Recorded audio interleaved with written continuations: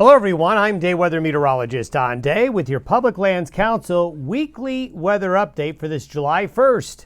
Welcome to July 2023. It's being brought to you by Ag Risk Advisors, also being brought to you by WSR Insurance Services Incorporated. Well, believe it or not, the year is half over.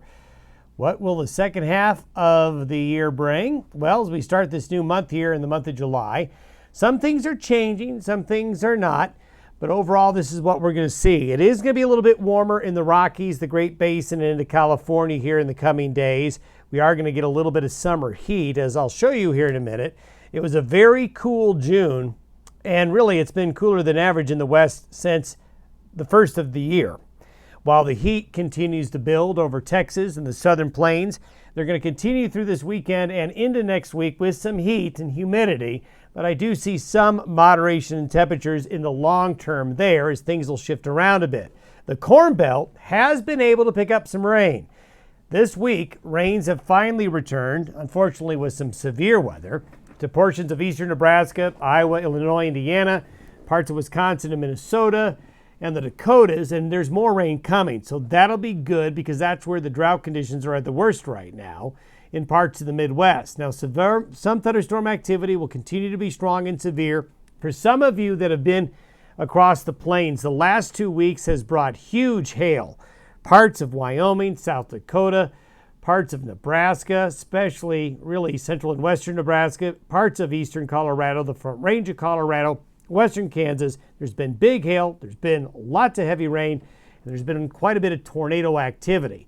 We still expect that over the next 7 days that we're still going to have severe weather at times. Whether or not it will be as severe as we've seen, well, there's going to be more strong thunderstorm activity to contend with. And you can kind of see where that thunderstorm activity has been concentrated from the I-90 corridor of Montana, Wyoming, and across South Dakota, and north and south of that I-90 corridor has been a concentration of the heaviest rain, but across parts of eastern Wyoming, a large part of central and western Nebraska, northeast Colorado, a concentration there of the heavier rain, and that's where a lot of the real bad severe weather has been. We continue to be dry here in parts of Mexico and the southwestern United States as the summertime monsoon thunderstorm pattern is delayed. We do see it, though, kicking into gear.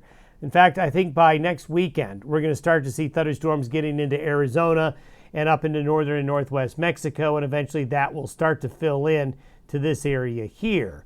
But over the last week, it's been the same areas getting the rain as the last several weeks. The latest drought monitor shows that expansion of the dryness here. While look at areas in the west, a lot of the drought is just gone completely. A year ago, it was a much different story.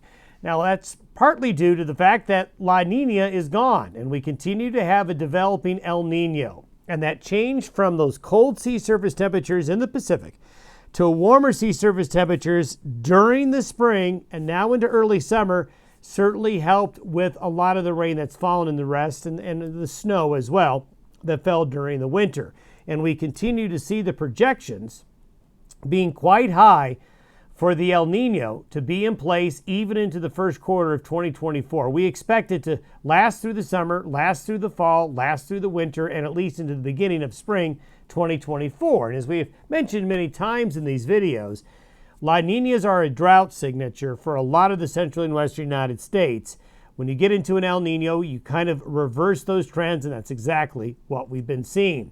Now, over the last week, it has been very cool. Look how cool California has been. Look how cool Nevada has been. You know that Las Vegas has gone over 290 days in a row without breaking 100 degrees. That's a record set back in the early 60s. So we're talking about very cool weather for June over a large portion of the West. Now, this is what it's been over the last week. For the whole month of June, you can see the concentration of the cool in the west, the cool in the east, and kind of warm in the middle, and the heat in the south, and above normal temperatures across most of southern Canada. Now, as we go through this upcoming forecast period, we'll see thunderstorms and heat across the south, thunderstorms up across portions of western Canada, with high pressure kind of getting elongated here across the west, and high pressure wanting to build over California. This frontal system right here will head eastward and will cool off the southern plains a little bit this weekend and early next week and will trigger showers and thunderstorms. By next weekend, we see a consolidation of the heat.